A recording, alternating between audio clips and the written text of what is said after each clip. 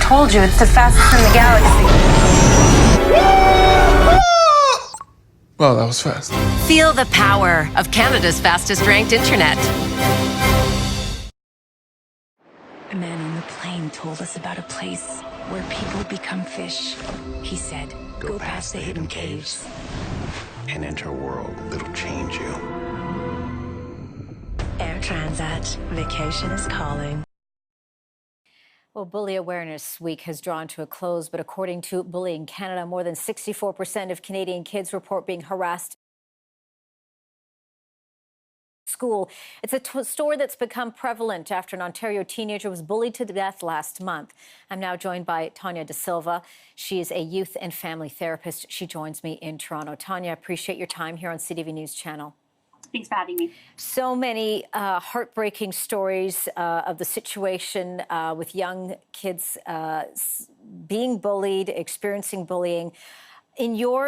Based on your expertise, what is the state of the situation in Canadian schools? And I'm adding into that sort of the aspect of social media and cyberbullying. Well, and I was going to touch on that. I feel like bullying is something that's been around for years, the physical bullying, the verbal bullying, the social bullying. But now with cyberbullying and the internet, it's become really difficult for us to keep up with it because every other day there's a new social media account. There's some new technology that kids are kind of ahead of the game with. And a lot of the times they are using that when they are targeting kids at school to target them outside of school as well. So it's definitely changing. Would you say it's, in some cases, become more violent? I don't know if it's become more violent. I think it's become more aggressive for sure. We even hear it with our kids when they come in and they're talking to us about their situations where before you used to be able to turn it off. You were at home, you were in your safe place. Now they can keep messaging you. They can repost videos of you. Even if you're not with them, you're watching what they're posting. And sometimes there's that passive aggressive, message in the captions or in the photos. It's really showing you that you're not included or not involved in something.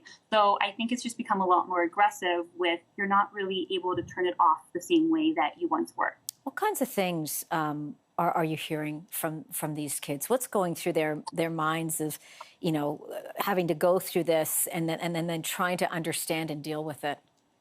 I think for them, there is now this added piece of fear where they're worried about someone recording them or someone screenshotting a private conversation and that being kind of shown to everyone else around them. So it's a new layer for kids where before, the interactions you were having with people, you weren't as overly concerned about other people being a part of them. But now with people secretly recording things or even visibly recording things, there's that added fear. The screenshots are a big one too, where kids have told us multiple times they don't feel comfortable having open conversations because they're worried about who else is going to see this or what are people going to do with this. So, yeah, we're definitely hearing that a lot. What are you then telling these kids, in terms of prevention, protecting themselves?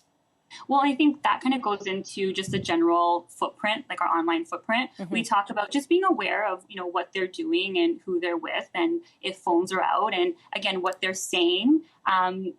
Sometimes you wish that it doesn't have to come to this, but we talked to them about just being conscious of if this is something that you are worried about someone else sharing, then maybe there's something else to consider. Maybe it's that relationship and that person, there should be some kind of trust if you guys are friends. And if there's not, then we kind of explore that in a different way. But just that general awareness around pay attention to what you're putting out there and would you be okay with if it was shared, right? And then it also comes back to, of course, what's happening in the schools. Are the schools doing enough? Do they have enough support? So I'd like for you to comment on your thoughts on that, but also talk about parents and what can parents do, what kinds of signs they need to look for, not just for someone who may be a victim of bullying, but perhaps someone who might be the bully themselves. Well, and I mean, we work with schools at our clinic, we work with parents, and we actually do work with kids that are bullied as well as kids that are doing the bullying. So we kind of see it all. In terms of for parents, we always tell parents, you want to advocate for your child. So